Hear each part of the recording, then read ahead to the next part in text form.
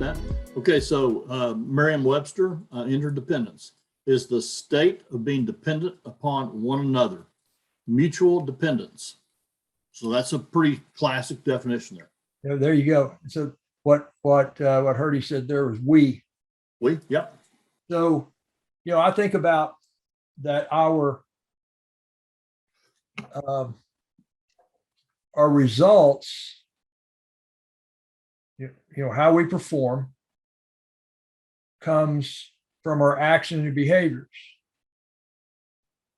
Our action and behaviors, 90%, 99% of that comes from our subconscious, which works 10,000 times faster than our consciousness.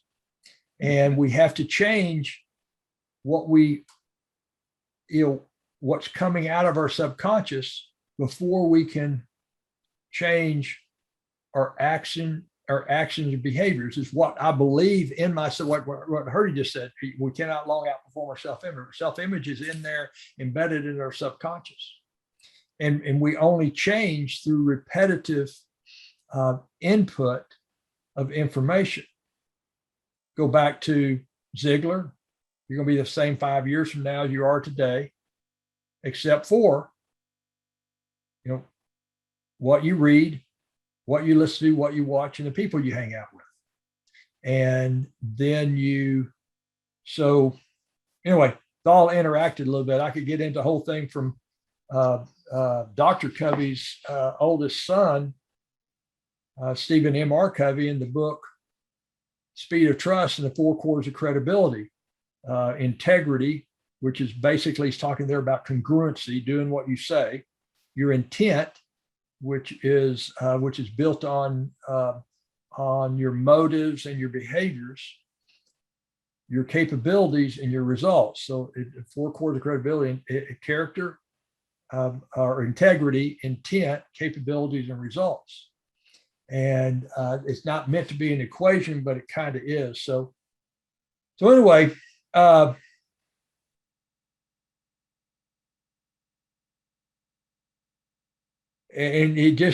this whole introduction to part 3, public victory, I'm just going to kind of move through it a little bit. If anybody just stop me.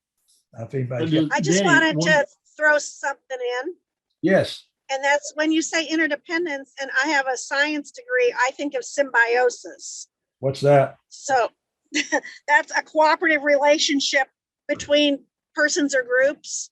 So sometimes people have, usually it's like bacteria or parasites, but it's when they work together in a close union of two dissimilar organisms.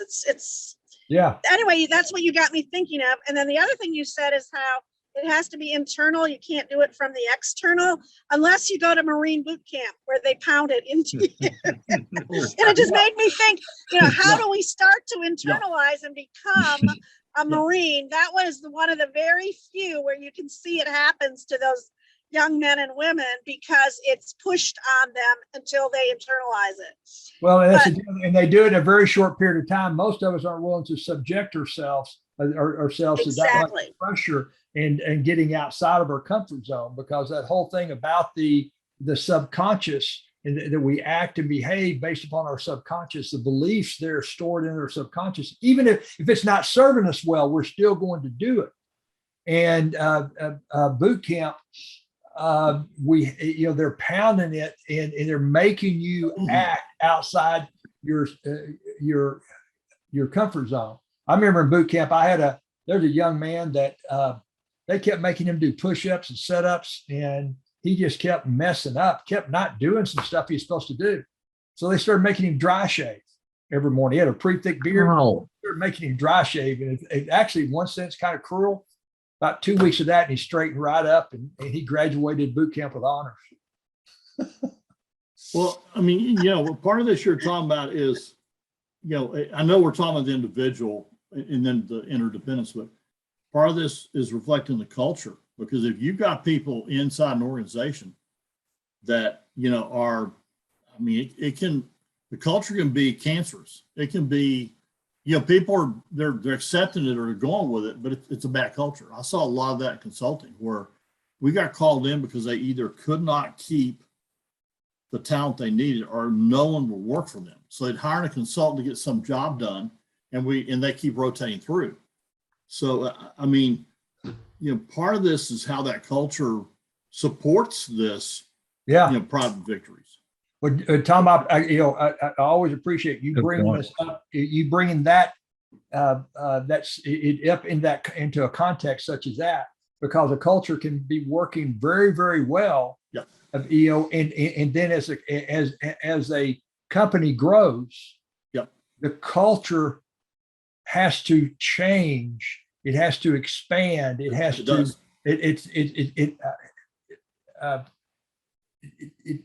It has to mutate, okay? Because you bring in different people, okay, and things change. I mean, and I'm reminding myself that this is recorded, but November 15th, my culture, in my environment, I had 9 people, myself and 8 others on my team. We dealt on a weekly basis with an underwriter, a closer, and a funder. So there's 12. We once a month, every once in a while, we would deal with 2 other guys, okay, on a managers up out of state, on a part-time basis. Every once in a while, we would deal with maybe a closing manager asking a question, but our environment was, the number of people was very small. On November 16th, we came into a new group. We added 2 people that day. Since then, we've added more people. We have 15 right now. We've added 2 more this week, but stop at 15. And so we've gone from 9 to 15 to instead of dealing with 3, 4, 5 people, we now deal with about another dozen people at our corporate office. We're located at a group of about 40 people. So our culture's changed, the environment's changed. So as Herdy put it, it's changed. And I'm having to point that out as we grow through it. And it's because, and they're changing, they're needing to change as much as we need to change. Things need to happen. And so all of that is part of this, being effective. And to bring, Beth's, what she was saying, the chemistry of it all is it can be tough. So he's going on here, and I'm on page 216, starting with a paragraph on the second page of this chapter. It says, we're dealing with a very dramatic and very fundamental paradigm shift here. We may try to lubricate our social interactions with personal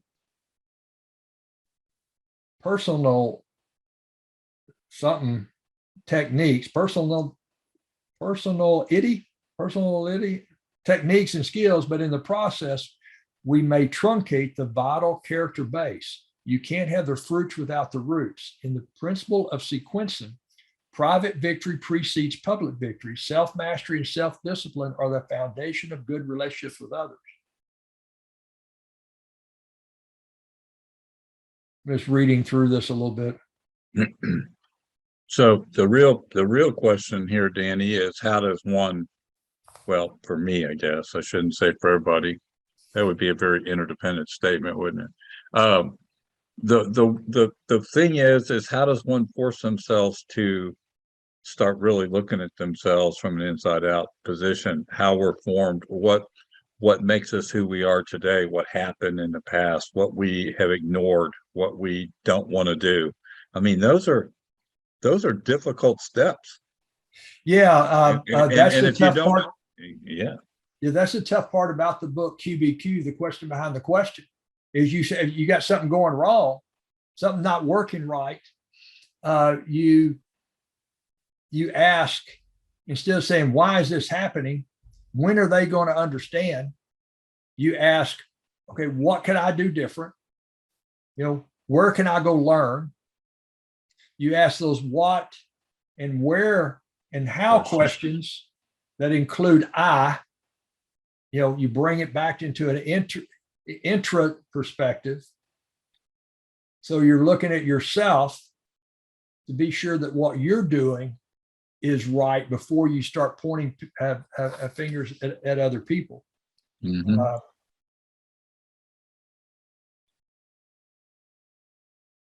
And it's what happens is that their confusion, people start getting frustrated. And every time people get frustrated, anytime somebody's frustrated, it's because they're confused. And you back up into the confusion and start asking those questions. So he says here, unless you're willing to achieve real independence, it's foolish to try to develop human relationship skills. We might try, we might even have some degree of success when the sun is shining, but when the difficult times come, and they will, we won't have the foundation to keep things together. He's bringing a whole new level of independence out here, isn't he? Independence is an achievement. Interdependence is a choice only independent people can make. Unless you're willing to achieve real independence, it's foolish to try to develop human relation skills. So turn this back to what he's talking about under independence, being proactive, beginning with the end in mind and putting first things first. So in Covey's context, that makes sense. In Covey's context, that's how you become independent. You're proactive, you're beginning with the end in mind, and you're putting first things first. You're learning how to, you have to be independent to not get involved in the tyranny of the urgent, always staying in priority or in priority one, right? Everything's important and urgent. You gotta be real independent to say no. You gotta be real independent. Did I say it right? Independent to say no. So what does independent look like when it's in good shape? Well, I mean, Hurdy, I think you've got to have some confidence in yourself. I don't mean overconfidence, but if your own image of your self-worth is low, you're going to have a hard time making a change and pivoting. And you see that in organizations. So I was at a organization as a consultant, and they were getting ready to go. Their product was approved. It was a drug. They were getting ready to their parent company to go public, and they were going from a 30-day close year end, 30 days to 3 days, 30 to 3. We had people want to jump off bridges. Impossible, can be done. Okay, so flash forward, we had a year to do it. We got it done in 6 months. Not a single person was laid off, but over half the finance department had new responsibilities because we needed different skill sets. But they're thinking, oh my gosh, I don't know how to do this in 3 days, because they were thinking alone versus the team. And they were like throwing the towel versus, okay, everybody, let's work together. It was a really interesting time because people built confidence that the company was telling the truth and they did what they said they were going to do. No one lost their job. In fact, they added some people, but the point was everybody thought, I'm done. There were people who thought they're going to fire me. That didn't happen. We needed every person. But, if you're in a situation where you don't think highly of yourself, You're bad. It can be kind of a self-fulfilling prophecy. Yeah. Like they got to let you go because you just shut down. I mean, you're not helping at all. You're a detriment. So that was a really good example. And we had a Japanese parent, so it was even more critical because, they won't tell you no or tell you you're wrong. That's an insult. You may be, but they don't tell you that. So, the American management trying to deal with Japanese owners type of situation. So that kind of added to the drama. I'll never forget in one of my board meetings when I ran the Deep Elm Association in downtown Dallas.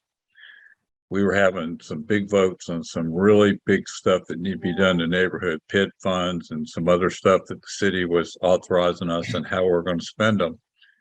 And I was president. The board kept looking at me, what do we want to do? And I just looked at them all and said, y'all are grown adults. You've been working together here, the board, for 2 years with me. I'm gonna let y'all make that call. You're the board, you're the property owners in the neighborhood. Don't put me on the spot and make me the bad guy or the good guy. Y'all need to grow up and make the decisions for the money. And then we'll all live or die by it, okay? So I remember that meeting specifically because I knew that we had confidence in the neighborhood to run it, but I knew these guys were a little nervous about getting, $500,000 and what they were going to use it for and make sure they please the city council and all that stuff. So, and Dart was running a train rail through there, and tearing down some buildings. So we had a lot of decisions to make, and it got pretty, but I said, you guys are the board, you make it. It's your call. And we showed independent. I think they respected me more than they had it after that meeting, because I had been thrown in that position, because somebody else left and they called on me and said, we think you'd be a great leader. I had no idea what the heck I was doing in that neighborhood when I took over. It was like,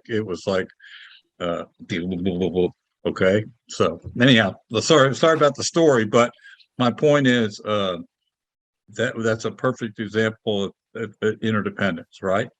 Yeah. Well, to both of your points, back in habit 3, he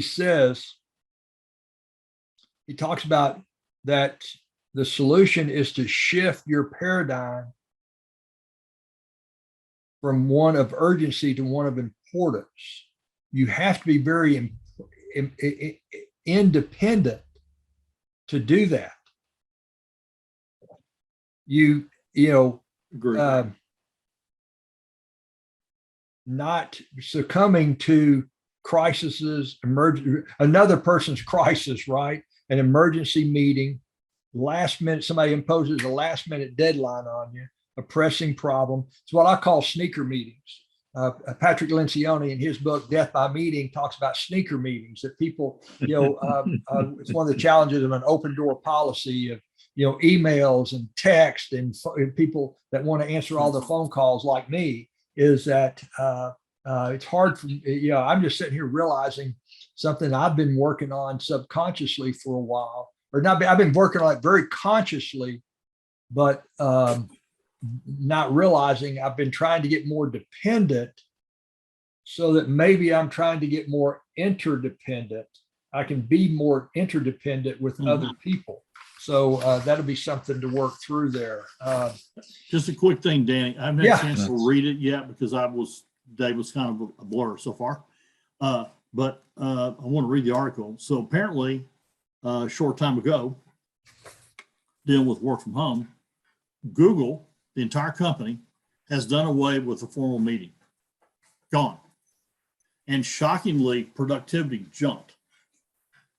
Of course, shockingly, you're not sitting around a meeting taking notes, thinking about what's the next. I mean, people have to depend on each other and get together and actually do something versus talk about doing it. Have you all been in that meeting like that? We're going to talk about doing it. We got donuts and we got paper. Man, I've been in those. I want out. Let me go do something. Yeah. So, you imagine a culture change. Meetings are gone. That's a big deal for a company that size. Yeah. Yeah, it is.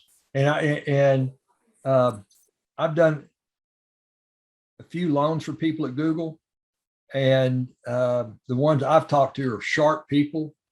They seem to be very independent. They seem to be team players, which I think maybe is something for us to recognize or not. If a good team player is good at interdependence. He says here on page 217, he talks about the techniques and skills that will really make a difference in human interaction are the ones that almost naturally flow from a truly independent character. He goes on down a little bit, talks about some good stuff through there. I don't have time to read this, all of this, but he says, as we look at the terrain ahead, we see that we're entering a whole new dimension. Interdependence opens up worlds of possibilities for deep, rich, meaningful associations. And it goes on, says, but is also where we feel the greatest pain, the greatest frustration, the greatest roadblocks to happiness and success. It's where we're there, or I'm sorry, and we're very aware of that pain because it is acute. Some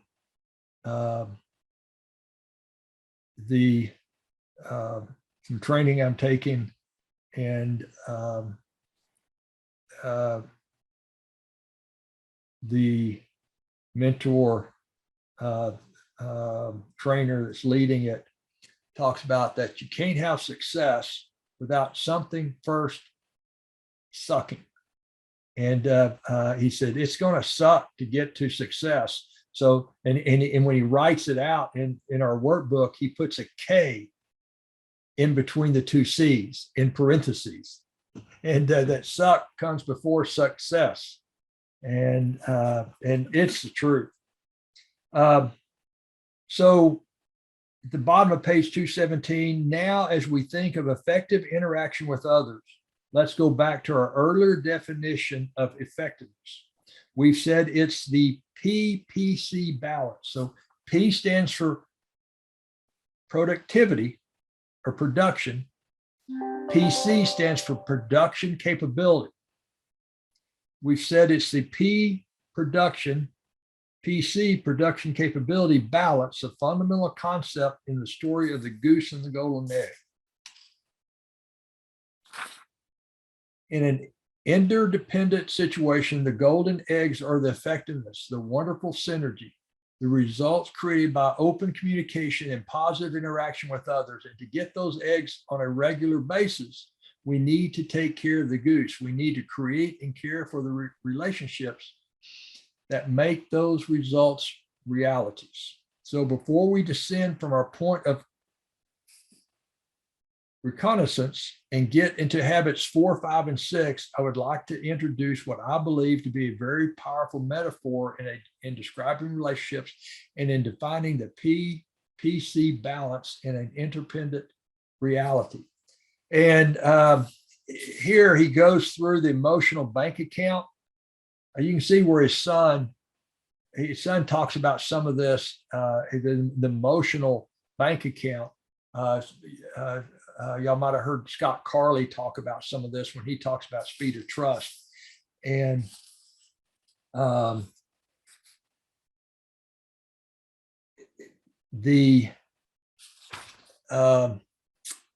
so anyway, I'm gonna move on past some of the things I've got highlighted here. He says, it takes character to be proactive, to focus on your circle of influence, to nurture growing things, and not to pull up the flowers to see how the roots are coming.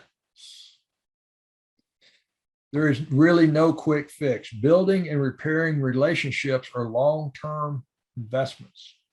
But then he talks about the 6 major deposits that build the emotional bank account. Understanding the individual, attending to the little things, keeping commitments, clarifying expectations, showing personal integrity, apologizing sincerely when you make a withdrawal.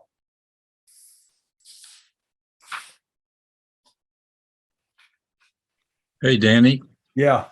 So I went through Coach University, which was Thomas Leonard back in 1994, and I got certified on the 28 attraction principles. And in his notes, he said one thing. He said, character will always do what others won't. Yeah, well, John, right along those lines, John Maxwell says all failures are failures of character. So if you've got an organization with leaders that lack character, we see that, we see the public part that blows up, not the private companies. You see how ugly it gets. because you got talent leaving, you got stuff not happening. They're making short-term goals. There's really not a balance, so I guess just because I got exposed to a lot of that with very large companies when I did the consulting, but it really hits you what it's done to the organization, because the people have either shut down, coasting, or they're busy working on the resume looking for a way out. And so it's like the people that stay have bought into the BS, if you will, the bad culture, just surviving. The ones you want to keep have left. It's pretty ugly. And on the outside, it looks okay for a while, until it blows up. Visually, Tom and Danny, one of the things I try to do when I think about my life is to try to build a movie around it or a picture in my head so that I can visualize what this is. And so when you talk about reacting to crisis and emergencies, I picture myself running in slow motion and there's bombs and stuff going on around me, but I'm able to keep myself in that slow motion position so that it's not overwhelming, right? So you don't have zooming stuff going by in fast pace. And so, with the world being a whole crisis, right? Everything's an emergency today. Everything. There's not a single thing that's not an emergency or crisis in this world right now. Yeah. Slow It's motion. a tyranny of the urgent. Slow motion, how to get into that slow-mo mood, You're right? right. And I look like at the hurt. everything like, from side to Well, left. It's hard to do, but it's a visualization technique I try to do when things get overwhelming, is try to slow down. Well, I would I say love- this just very quickly. I can almost see it right now. I was in an automobile accident where a guy ran a red light and T-boned me. And it all started moving slow-mo, so everything came out okay. But, like you knew it was going to hit, but you didn't know, you had a chance to do something about it. I can kind of go with the hit, okay? But the point was that you could have had the other way and go and just, I still had some input, but it really, I can still see that slow-mo of that van. So what was interesting was I was in an old Volvo. I drove my car to the auto dealer to get the door fixed. The panel van was totaled. Now that's a God thing too, but like I had a little bit of effect. Hopefully God let me see in slow motion, but I totally get that part. Absolutely. Yeah. Yeah. Beth. Yeah, I just jump in because, hey, I honestly love that idea of slow motion stuff. I've never really thought about that, and I really, really, really like it because in my company right now, everything's totally an emergency. Every calling is an emergency. It blows my mind.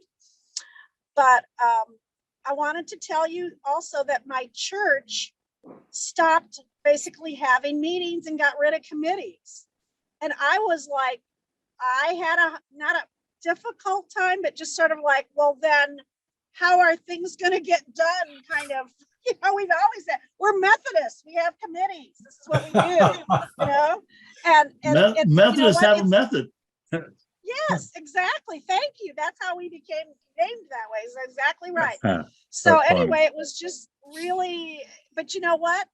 We've got good leadership. We've got good people stepping up to do things when they need to be done. And I was chairman of the music committee. Well, we don't really have a music committee anymore, so we don't have to worry about meetings and organizing. But sure enough, as soon as we need to do something, then they just tap you and say, hey, could you organize this or what about that? And it works. It's amazing. And the only other thing I want to mention is that the person at the top of my former company is poisonous. And that is pretty much why he had 50% turnover last year and he can't figure it out. And this guy, he said to a group of trainees today, the person who replaced me is very nice and she took me to lunch the other week. I think I mentioned that. Anyway, he said, oh yeah, Beth Null was a big loss to our company. And that just cracks me up because they didn't do one thing to try to get me to stay. Not one. Zero. So I guess I wasn't that big of a loss, huh? Just blows Yeah. my mind. Yeah. it Anyway, does. I Yeah. feel better letting that off. That Yeah. phone call was this morning. Well, Woo-hoo. great. Good for Yeah. you, Good Beth. for you. Good for you. Yay. That's You know, good. Finishing up this section, he talks about the laws of love and the laws of life. And we make deposits of unconditional love. When we live the primary laws of love, we encourage others to live the primary laws of life.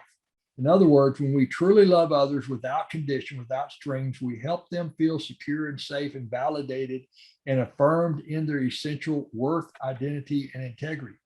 Their natural growth progress or process is encouraged.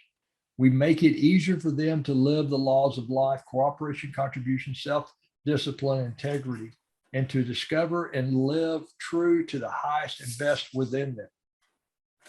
That's just good stuff, you know, Yeah. and we've heard that in other contexts. You know, there's 3 pages of more. I just realized I need to go back and re-listen to this part again. If you get the Audible, one thing I like about the Audible of this book, it gives good, the table of contents is true to the book. A lot of Audibles, they just break it into, there's no rhyme or reason where they've stopped and started their chapters. But with this edition, this new edition, the Audible, this 30th anniversary edition, they do a really, really good job so that you can go back and listen to just certain parts without having to find it. And you know, in the book, he talks a lot about kids and kids' problems and a lot of the stories. I tend to, for whatever reason, jump over some of that. But then he says this paradigm is powerful in business as well. One department store chain that operates from this paradigm has created great loyalty among its customers. Anytime a customer comes into the store with a problem, no matter how small, the clerks immediately see it as an opportunity to build the relationship with the customer. They respond with a cheerful, positive desire to solve the problem in a way that will make the customer happy. They treat the customer with such grace and respect, giving such second mile service that many of the customers don't even think of going anywhere else. It goes on to say, by recognizing that the PC balance is necessary to effectiveness in an interdependent reality, we can value our problems as opportunities to increase production capability. That's a great, man, what a great lesson. Then he goes into, we'll probably finish up early here, but the habit, I don't even want to go into habit 4 today, but the habits of interdependence. With the paradigm of the emotional bank account in mind, we're ready to move into the habits of public victory, of success in working with people. As we do, we can see how these habits work together to create effectiveness, interdependence. We can also see how powerfully scripted we are in other patterns of thought and behavior. In addition, we can see on an even deeper level that effective interdependence can only be achieved by truly independent people. It is possible to achieve public victory with popular win-win negotiation techniques or reflective listening techniques or creative problem-solving techniques that focus on personality and truncate the vital character base. So, you know, the next habit is think win-win. And I really want to spend some time on that because I know that's a habit I need to work on.